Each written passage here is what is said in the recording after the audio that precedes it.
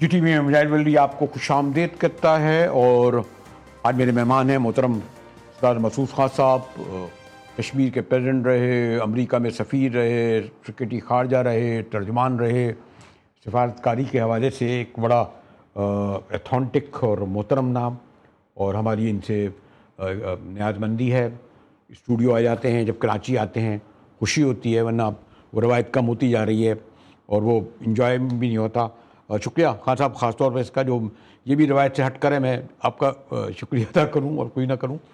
اور آج میں چاہ رہا تھا کہ میں براہ راست قطر سمٹ پہ آتا اور پھر اسرائیل پر، لیکن جو ایک بہت ہائی لائٹ کیا جا رہا ہے جس پہ بھارت کا بھی رد عمل آیا ہے، وہ ہے پاک سعودی دفاعی معاہدہ۔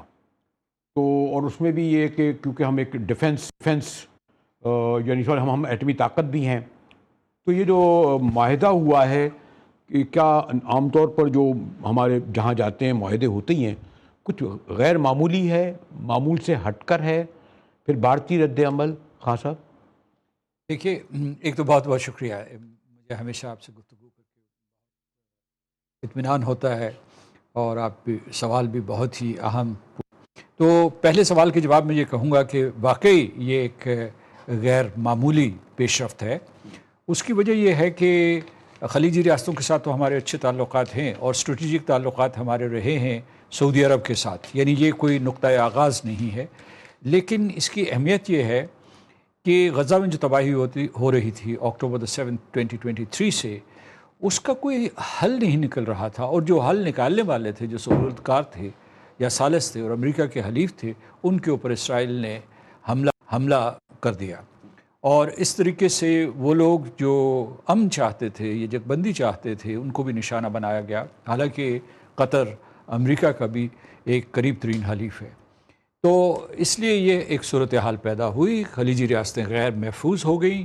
ان کو جو وعدے وعید کیے گئے تھے واشنگٹن سے، صدر ٹرمپ نے خود کیے تھے کہ آپ کو آئرن کلیڈ سیکیورٹی دی جائے گی، وہ تو سلسلہ ختم ہو گیا۔ تو پھر جو ہے اسلامی اور عرب ممالک کی ایک بہت بڑی کانفرنس ہوئی، اس میں مذمت کی گئی۔ سوال لوگوں کے ذہن میں یہ تھا کہ کوئی عملی قدم بھی اٹھائیں گے یا نہیں۔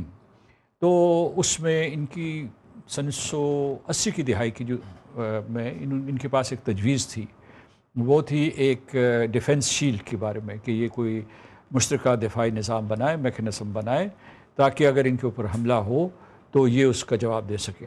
لیکن وہ باہمی اختلافات کی وجہ سے کامیاب نہیں ہو سکے۔ ابھی جو ہوا ہے قطر کے حملے کے بعد، قطر غیر محفوظ، امارات غیر محفوظ، اس کے علاوہ باقی دو جو ممالک تھے بحرین اور عمان، وہ غیر محفوظ۔ یمن کے اوپر ویسے ہی حملہ ہو رہا ہے۔ مصر اور ترکی کے زد میں آنے کا بھی خطرہ تھا، کیونکہ وہاں جو ہے حماس کے نمائندے موجود ہیں۔ ترکی بھی ایک ثالث کا کردار ادا کرتا رہا ہے، اور مصر بھی۔ تو اس وجہ سے یہ جو فوری پیش رفت ہوئی ہے پاکستان اور سعودی عرب کے درمیان، اس میں پاکستان بھی محفوظ ہو گیا، سعودی عرب بھی محفوظ ہوا ہے۔ غیر محفوظ کون ہوا ہے؟ ایک اعتبار سے وہ ہے ہندوستان، کیونکہ ہندوستان جو ہے اپنی مئی کی ذلت آمیز شکست کے بعد یہ تیاری کر رہا تھا کہ اپنی ساکھ دوبارہ سے بحال کرنے کے لیے، یعنی اپنے عوام کے سامنے، اپنی جنتا کے سامنے، راشٹریہ سوئم سیوک سنگھ کے سامنے، اور پھر جو ہے بین الاقوامی سطح پہ پاکستان کے اوپر فالس فلیگ آپریشن کے ذریعے ایک اور حملہ کیا جائے، کیونکہ انہوں نے یہ کہا تھا کہ ہم نے جنگ کو سسپینڈ کیا ہے، یعنی اس میں ایک یہ عارضی تعطل ہے، لیکن ختم نہیں کی، یعنی حملہ جاری رہے گا۔ تو میں سمجھتا ہوں کہ سعودی عرب اس لیے محفوظ ہو گیا کہ سعودی عرب خلیجی ریاستوں کی اہم ترین ریاست ہے، اور وہاں حرمین شریف بھی ہیں۔ تو اس لیے یہ ہے کہ ان کا تقدس امت مسلمہ کے لیے اتنا اہم ہے۔ اس تناظر میں دیکھا جائے تو میں سمجھتا ہوں کہ پاکستان نے بڑی ذہانت اور بڑی ماہرانہ اسٹریٹجک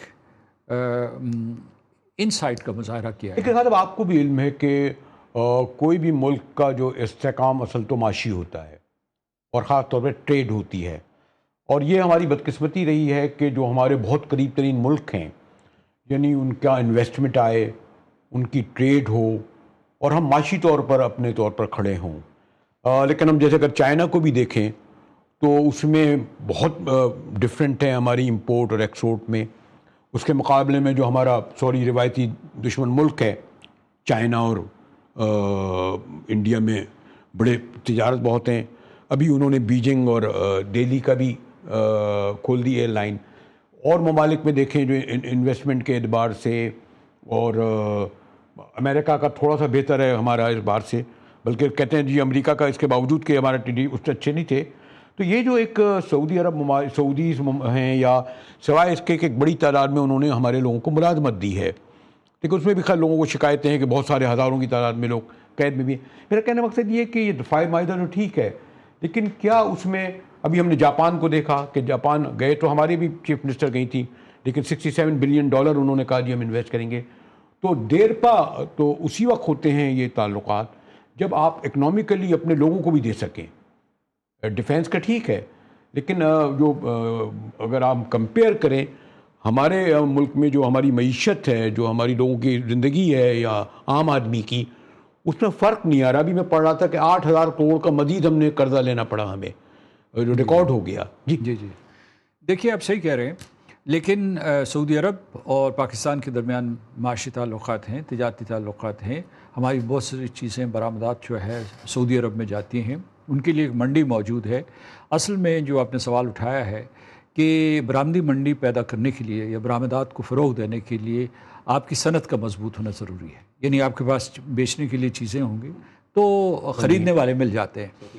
اور سعودی عرب جو ہے اس نے خام تیل کے سلسلے میں ہمیشہ آپ کی مدد کی ہے، اور مشکل وقت میں آپ کے ساتھ وہ رہا ہے. ہمارے اسٹریٹجک تعلقات پہلے سے بھی رہیں. اب دوسری بات یہ ہے کہ سعودی عرب اور دوسری خلیجی ریاستیں 2 دہائیاں پہلے جو ہے ہندوستان کی محبت میں گرفتار ہو گئی تھی، تو اس وجہ سے وہاں وہ بے تحاشا مارکیٹ بڑا تھا نا خان صاحب. جی مثلا ایک مارکیٹ بھی تو بڑا ہے نا. ایک یہی سوال ایک دن میں نے آپ کے سیکرٹری خارجہ سے کوئی بہت اپنی طالب علمانہ انداز میں کرا، تو انہوں نے کہا آپ یہ بھی تو دیکھیے کہ جو انڈیا مارکیٹ بہت بڑی ہے. یعنی اگر کوئی بیچتا ہے تو آپ کو 1 لاکھ بیچے گا، اگر پیپسی یا سوئی یا کوئی بھی کہیں چیز، وہاں جائے گا 1 کروڑ.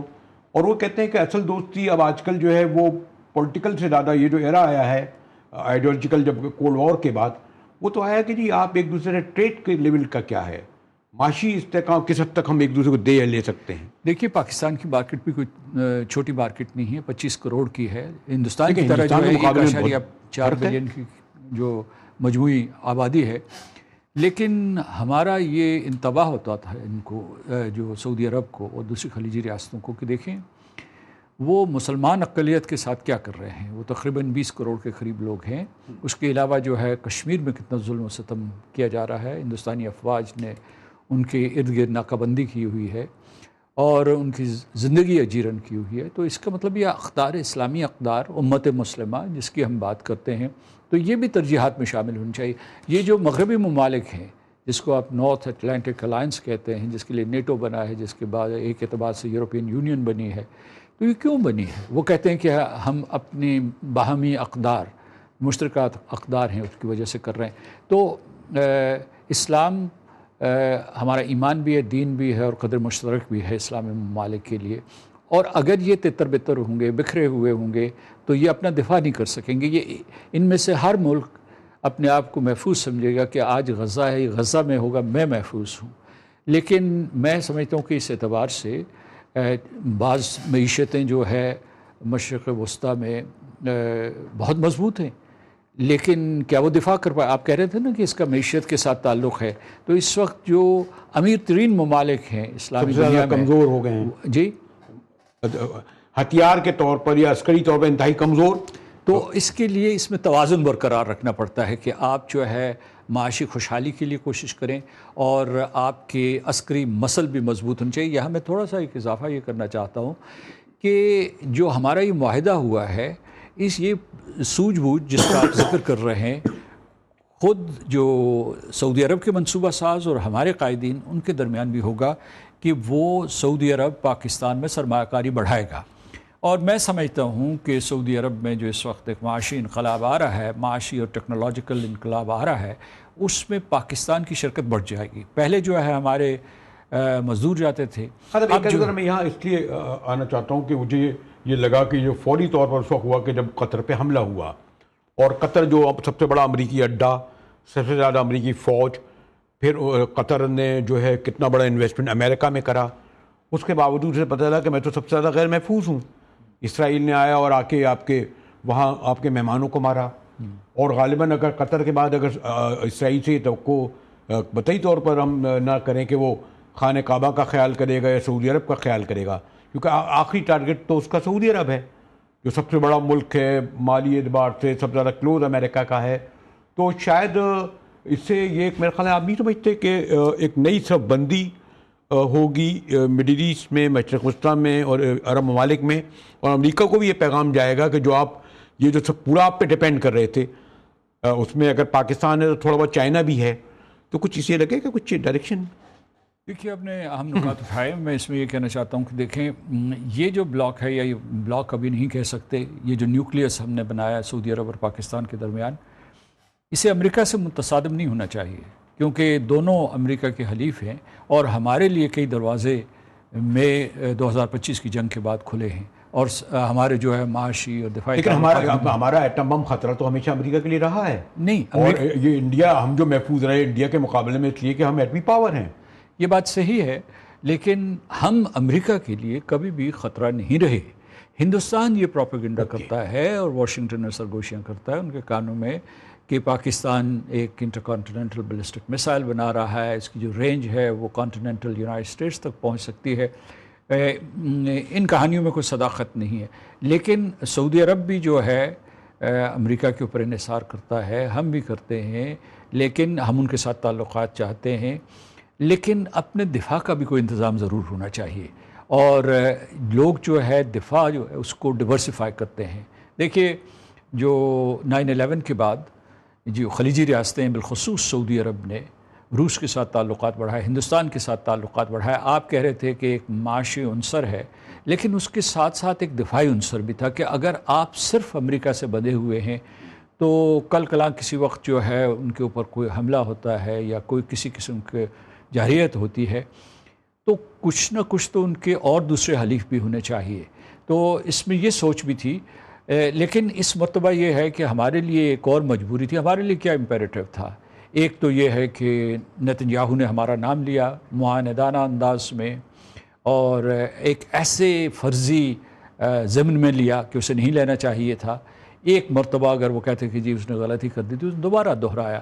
تو اس وجہ سے ہمارے لیے تھا کہ اگر اسرائیل اور بھارت مل کر پاکستان کے خلاف اقدامات کر سکتے ہیں، جس کا ثبوت مارکہ حق میں ملا ہمیں، تو ہمیں بھی جو ہے اس خطے میں ہمارا ایک حلیف ہونا چاہیے جس میں یعنی سعودی عرب عسکری صلاحیت ہمارے پاس ہے اور ان کا دفاعی صلاحیت ان کے پاس ہے، ان کے پاس ٹیکنالوجی بھی ہے. یہ میں ابھی تھوڑی دیر کے بعد آپ کو یہ بتانا چاہتا ہوں، بڑا مختصر. مجھے ایک اگر اجازت دیں مجھے تو ایک میں بریک لے لوں تاکہ میں اس جو آپ نقطہ پر بھی، اور ساتھ میں ہمیں اس پہ بھی گفتگو میں تھوڑا کرنا چاہتا ہوں آپ سے کہ یہ جو کچھ 10 لاکھ لوگوں کا انخلا ہو چکا ہے، 67,000 شہید ہو چکے ہیں، اور اب کہتے ہیں کہ وہ دریا مغربی کنارے کی طرف بڑھنا چاہتا ہے اسرائیل، جو اپنا جو اصل میں ان کا جو ہے گریٹر اسرائیل کا منصوبہ، کیونکہ سمجھتے ہیں کہ اسرائیل ایک چھوٹا ہے اور تب تک غیر محفوظ رہے گا جب تک یہ پورا علاقہ نہیں لے لیں گے. تو یہ بڑا خطرناک رجحان ہے. آئدر اس کو روکا جا سکے گا یا نہیں، اس پر گفتگو کروں گا محترم خان صاحب سے. ایک بریک کے بعد ہمارے ساتھ رہیے گا.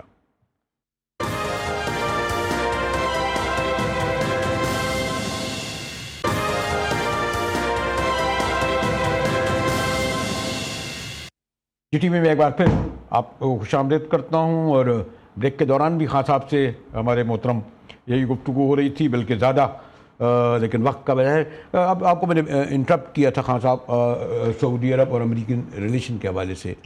دیکھیے سعودی عرب اور امریکہ میں ایک خلیج سا آ رہا تھا. اس کی وجہ یہ تھی کہ امریکہ اصرار کر رہا تھا کہ ابراہیم اکارڈز جو ہے ان کو قبول کریں، اور سعودی عرب کے 2-3 مطالبے تھے. ایک مطالبہ یہ تھا کہ ان کو مزید جنگی اسلحہ دیا جائے، دوسرا یہ تھا کہ ان کو بھی جو ہے نیوکلیئر ری ایکٹر کی اجازت دی جائے، یعنی جو یورینیم کی افزودگی کے لیے، اور تیسرا یہ تھا کہ ایک فلسطینی ریاست کو تسلیم کیا جائے، لیکن کچھ اس طریقے سے کہ جو بھی فیصلہ ہو وہ ٹھوس ہو اور ٹائم باؤنڈ ہو اور اس سے ناقابل تبدیل ہو، کہ مطلب irreversible ہو، اسے چینج. تو اس وجہ سے یہ چیز آگے نہیں بڑھ رہی تھی. تو میں سمجھتا ہوں کہ اس کے اگر واشنگٹن میں تھوڑے بہت امکانات بھی ہوئے ہوں تو نتن یاہو نے ان کو سبوتاژ کر دیا ہوگا. لہٰذا اچھا، دوسرے یہ ہے کہ یہ یاد رکھیے کہ سعودی عرب جو ہے اس کے پاس بھی ایک میسائل پروگرام ہے پہلے سے. تو یہ آپ انڈر اسٹیمیٹ نہ کیجئے کہ سعودی عرب کے پاس اسلحہ موجود نہیں، جدید ترین اسلحہ موجود نہیں ہے، سرویلنس ہو، اس کے بعد ڈرونز ہوں، میسائلز ہوں. لیکن قطر میں تو ناکام ہوا، وہ کہتے ہیں. دیکھیے قطر نے تو استعمال نہیں کیے نا. نہیں، لیکن وہ ان کا وہ بھی نظام نہیں تھا کہ وہ روک سکتے ان میزائلوں کو. میں سمجھتا ہوں کہ ویسے تو آنن فانن حملہ کیا گیا، لیکن اگر ان کی انفارم کیا تھا. نہیں وہ غلط بات ہے. وہ کہتے ہیں کہ جو قطری وزیر اعظم کی طرف سے بیان آیا ہے کہ وہ جب حملہ جاری تھا تو اس وقت اسٹیو وٹکاف نے ان کو بتایا، اور وہ بھی صدر ٹرمپ کے کہنے پہ کہا. ابھی ایک کہا تھا جو بات ہو رہی تھی، میرے لیے بہت زیادہ وقت کا ورثہ ہے، تشویشناک بھی ہے، کہ جس تیزی سے اسرائیل، یعنی اس کے باوجود کہ سمٹ ہو رہی ہے، ٹرمپ بھی کچھ بٹوین دی لائن انہیں روک رہا ہے، لیکن وہ تو بہت تیزی سے آگے بڑھ رہے ہیں. یعنی وہ خالی کرانا چاہتے ہیں، بلکہ ان کا آخری ٹارگٹ یہ ہے کہ غزہ میں پورے خالی کرا کے ان کو لیبیا منتقل کر دیا جائے، وہ 10 لاکھ لوگوں کو. ایک بار وہ کہتے ہیں ہم قبضہ مکمل کر دیں گے تو اس کے بعد سیف ہو جائیں گے. دیکھیں لبنان ختم ہو گیا، شام ویو میڈفر ختم ہوا، اس سے پہلے یمن. ایران کو بھی بڑا نقصان پہنچا ہے جو لاسٹ وار ہوئی ہے. اس بار آپ نے ان کا اس طریقے سامنے نہیں آئے. تو اگر اس میں یہ کامیاب ہو گئے غزہ میں تو پھر تو پورا مڈل ایسٹ ان کے پاس ہی ہوگا نا. غزہ دیکھیے غزہ میں وہ کامیاب ہو گئے ہیں ان کے نقطہ نظر سے. میں آپ کو بتاتا ہوں، انہوں نے جو ہے بین الاقوامی قانون کی، جنیوا کنونشنز کی، جینوسائیڈ کنونشن، ان سب کی دھجیاں بکھیر دی ہیں. لیکن وہ کامیاب ہو گئے ہیں کیونکہ لوگ یہ سمجھتے ہیں کہ شاید یہ مستقبل میں ہوگا، یہ کل ہوگا، یہ ابھی ہماری آنکھوں کے سامنے ہو رہا ہے. میں آپ کو بتاتا ہوں کہ جو اسرائیلی آرمی چیف ہیں، IDF کے جو سربراہ، سابق سربراہ، انہوں نے کہا ہم نے 2 لاکھ لوگ مارے ہیں، 64,000 لوگ نہیں مارے. اور وہ کہتے ہیں کہ ہمارے پاس جو ہے کسی قسم کی کوئی قانونی قدغن نہیں تھی، یعنی ہمارے لیے لازم نہیں تھا کہ ہم بین الاقوامی قانون یا کسی بھی جنگی قانون کے محتاج ہوں یا اس کے اوپر عمل کر رہے ہوں. تو اس شفافیت کے ساتھ انہوں نے مارا ہے. دوسری چیز جو ہے اس میں بڑا نقشہ سمجھنے کی ضرورت ہے. بڑا نقشہ یہ ہے کہ وہ جو ہے نہ آپ جو ہے ایک کیا کہتے ہیں کہ ون نیشن سولوشن کے اوپر جو ہے متفق ہے، نہ 2 نیشن کے اوپر. یعنی مطلب یہ ہے کہ وہ نہ تو فلسطینی ریاست بننے دینا چاہتے ہیں، نہ فلسطینیوں کو اپنے شہری بنانا چاہتے ہیں. وجہ کیونکہ اگر اپنے شہری بنائیں گے تو یہ اگر ڈیموکریسی ہوئی تو ان کی حکومت آ سکتی ہے. اور دوسری طرف یہ ہے کہ وہ انہوں نے ایسے حصے بکھرے کر دیے ہیں. غزہ ہے، غزہ اور آکوپائڈ پیلسٹینین ٹیریٹری کے درمیان اسرائیلی علاقہ ہے، اور مقبوضہ فلسطین کے اندر 7 لاکھ اسرائیلی رہتے ہیں اپنے جو ان کی غیر قانونی سیٹلمنٹس ہیں. اب ان کا منصوبہ یہ ہے، جیسے جس طریقے سے انہوں نے غزہ کے اوپر حملہ کیا ہے، جتنی بھی جو بڑی بڑی عمارتیں تھیں وہ گرا دی ہیں اس بہانے کہ وہاں حماس موجود ہے، حماس موجود نہیں ہے. اب ان کا یہ منصوبہ یہ کہ ان کو گرا کے یہاں غیر قانونی آباد کاری کی جائے. اگر آپ اسرائیلی اخبارات پڑھیں یا ان کی نیوز ایجنسیز تو وہ بتا رہے ہیں کہ ہزاروں کی تعداد میں لوگ جو ہے جو یہود ہیں. ایک اور پوائنٹ رہ جائے گا خان صاحب، آپ نے جو ابھی بیچ میں ہماری گفتگو بھی ہو رہی تھی کہ ایک جنرل پرسیپشن یہ ہے کہ اسرائیل جو کچھ کر رہا ہے وہ امریکہ کی وجہ سے کر رہا ہے، لیکن یعنی بالکل وہ ایک کال پر رک جائے گا، ایک کال پر حملہ کرے گا. یعنی ایسی صورتحال نہیں ہے. یعنی امریکہ اب مجبور ہو گیا ہے کہ وہ اسرائیل کو کنٹرول کر سکے. مجبور نہیں ہے، شوق سے کرتا ہے. ایک تو ایونجلسٹ ہیں جو کہتے ہیں کہ جناب یہاں مسیح موعود آئیں گے تو اس سے پہلے جو ہے یہ یہودی جو ہے یہ سارے کا سارا اسلام کو شکست دے دیں، اور اس کے بعد جو ہے یا مسلمانوں کو شکست دے دیں، تو اس کے بعد ہم آئیں گے مسیحی لوگ. تو لیکن وہ یعنی مسیح موعود کی بعثت کے بعد یہ ایک فلسفہ چل رہا ہے جو احمقانہ ہے، لیکن وہ بعض لوگ اس کے اوپر یقین رکھتے ہیں. لیکن جو ریپبلکنس ہیں، جو میں آپ سے وقفے کے دوران بتا رہا تھا، ابھی جو پول ہوا ہے اس کے 2/3 جو ہیں، 2/3 جو لوگ ہیں وہ صدر ٹرمپ کی اسرائیل کے سلسلے میں پالیسی کی تائید کرتے ہیں اور نتنیاہو کی تائید کرتے ہیں 2/3 لوگ. اس کا مطلب یہ ہے. اچھا، دوسرا یہ ہے کہ چونکہ میں امریکہ میں رہا ہوں تو میں یہ آپ کو شہادت دے سکتا ہوں کہ وہاں جو کانگریس ہے، اس میں سینٹ ہے یا ہاؤس آف ریپریزنٹیٹیوز ہے، اس میں ان کا بے حد اثر و رسوخ ہے.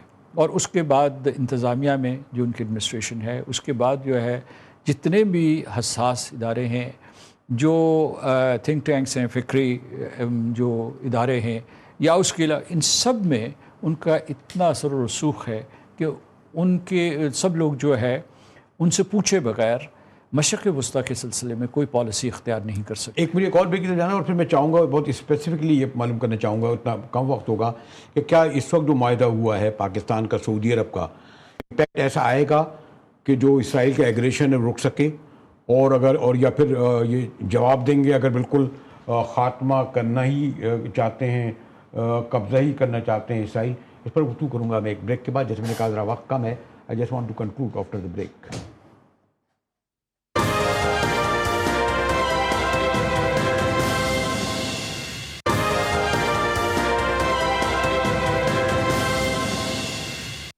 جی ٹی وی میں مجاہد بلدوی آپ کو ایک بار پھر خوش آمدید کرتا ہے. محترم سردار مسعود خان صاحب مہربانی فرماتے ہیں، اسٹوڈیو میں موجود ہیں، اور تنگی جو وقت کا ہمیشہ خیال آتا ہے جب ان سے گفتگو کرتا ہوں، تو میں اسی لیے کنکلوڈ کراؤں گا. اور وہ سب سے اہم اس وقت یہ کہ جو پاک سعودی جو بہت بڑا ڈیفنس معاہدہ ہوا ہے، ہندوستان بہت پریشان ہے.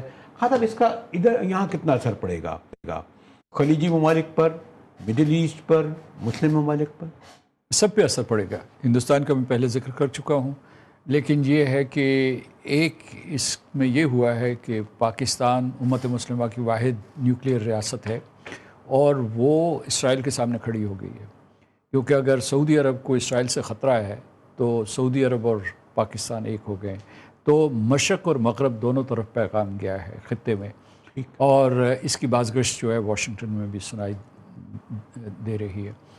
تو اور اس کو چین اور روس بھی بہت غور سے دیکھ رہے ہوں گے. تو اس لیے یہ ہے کہ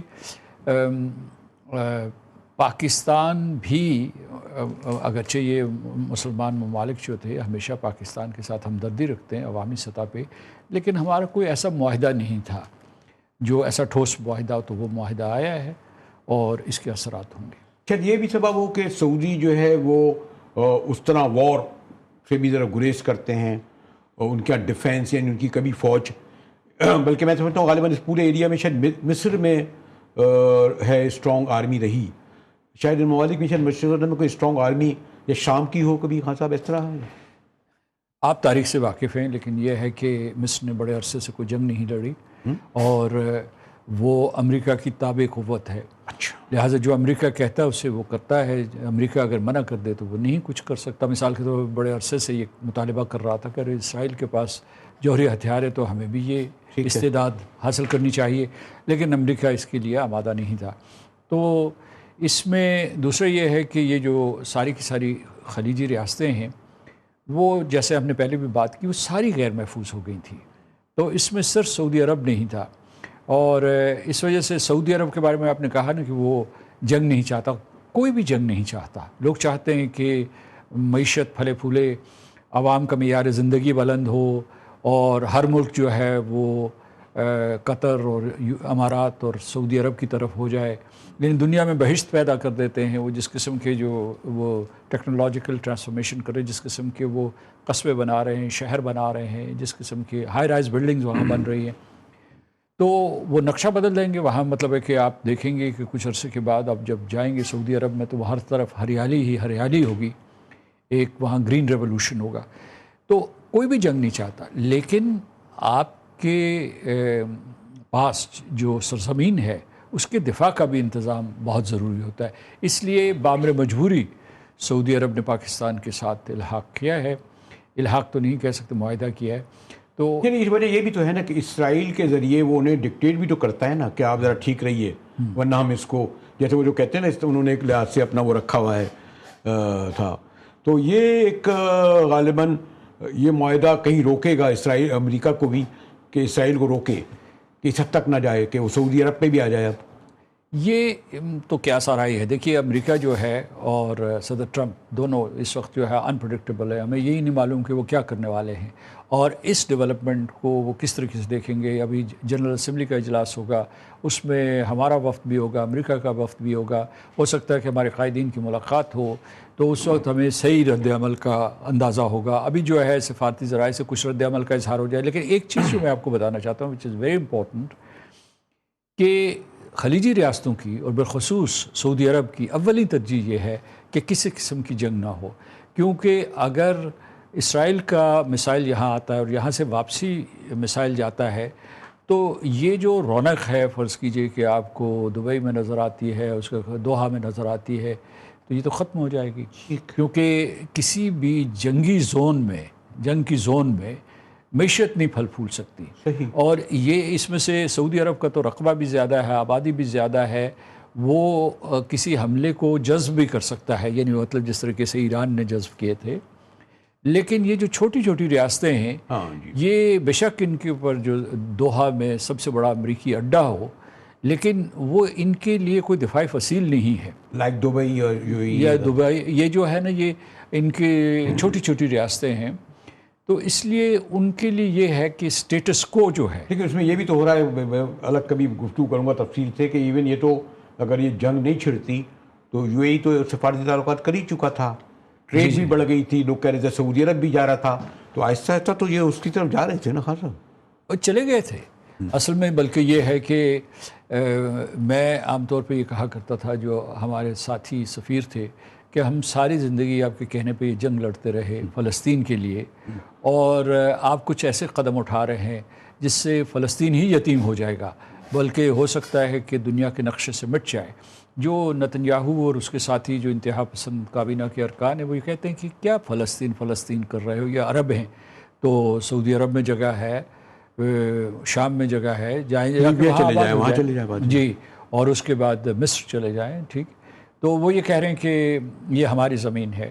اور وہ جو ان کا نقطہ نظر دنیا کا کوئی آدمی ماننے کے لیے تیار نہیں, یورپ کے شہری ماننے کے لیے تیار نہیں ہے, امریکہ کے, شمالی امریکہ کے شہری. یعنی آپ دیکھیے کہ کینیڈا جیسا اسرائیل نواز اور اسرائیل سپورٹر جو ہے, وہ بھی فلسطین کو تسلیم کرنے چاہے. اسرائیل نے خود کو اتنا محفوظ کر لیا ہے, حالانکہ وہ گھرا ہوا ہے, لیکن وہ اس کا بگاڑ نہیں سکے نا. تھوڑا بہت نقصان پہنچا, اور وہ بھی انہوں نے پہنچایا, حماس نہیں, ان کو 1000-1500 لوگ مارے گئے ہوں گے. اس نے اتنا اپنے محفوظ بنا لیا ہے اور باقی سب کو اتنا غیر محفوظ کر دیا ہے, تو جب تک اسرائیل کا اس طرح وجود رہے گا یہ تو غیر محفوظ ہی رہیں گے نا. میں سمجھتا ہوں کہ اسرائیل بھی غیر محفوظ ہوا ہے. آپ کا نیبرہڈ جو ہے اس کے ساتھ آپ کی دوستیاں ہونی چاہیے, دشمنی نہیں ہونی چاہیے. اس نے پورے کے پورے عرب پاپولیشن کو, اور اب جو ہے امریکی شہریوں کی ایک بڑی تعداد کو, اور یورپ کی تعداد کو, جاپان جو ہے اس نے قطر کے اوپر حملے کی مذمت کی تھی, تو ان سب لوگوں کو ایلینیٹ کر دیا ہے.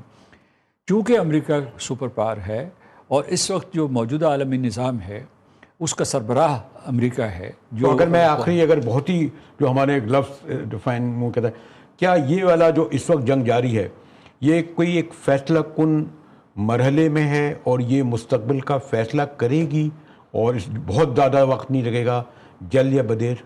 جی بالکل. اور میں سمجھتا ہوں کہ صدر ٹرمپ جو ہے ان کے ہاتھ بندھے ہوئے ہیں.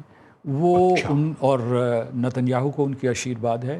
اس آشیرواد کے بغیر یا وہ جو ہے مجبوری میں مکمل طور پر نتنیاہو کا ساتھ دے رہے ہیں, یا پھر ان کی پالیسی وہی ہے. لیکن کیا ہم کسی بڑی جنگ کی طرف جا کے دیکھیں اگر اسرائیل سے زیادہ آگے بڑھے گا؟ جنگ ہو سکتی ہے. یہ پورے کا پورا خطہ جو ہے خلفشار کا شکار ہو سکتا ہے, تصادم کا شکار ہو سکتا ہے. اور اس کے اسی لیے میرا خیال ہے کہ پاکستان نے بھی یہ ایک بڑا قدم اٹھایا ہے. کیونکہ ہم لوگوں کے لیے تو جنگ کوئی اتنی ایسی, کیونکہ انڈیا سے اتنے برداد وہاں ہمیشہ رہے ہیں, تو حالت جنگ میں رہتے ہیں, ہمارے لیے اتنی اہم نہیں ہے.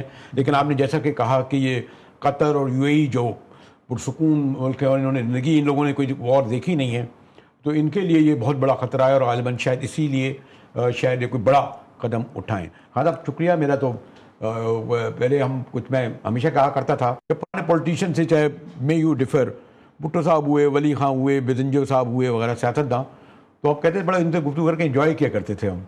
تو آپ بہت کم ایسے سفارت کم کا انالسٹ ہے، کہیں جن کو گفتگو کر کے انجوائے کریں. I always enjoy to talk with you. بہت بہت شکریہ. بہت شکریہ. مجاہد ولی کو اجازت دیجیے، اور جیسے میں نے کہا خان صاحب کا شکریہ کہ یہاں تشریف لاتے ہیں.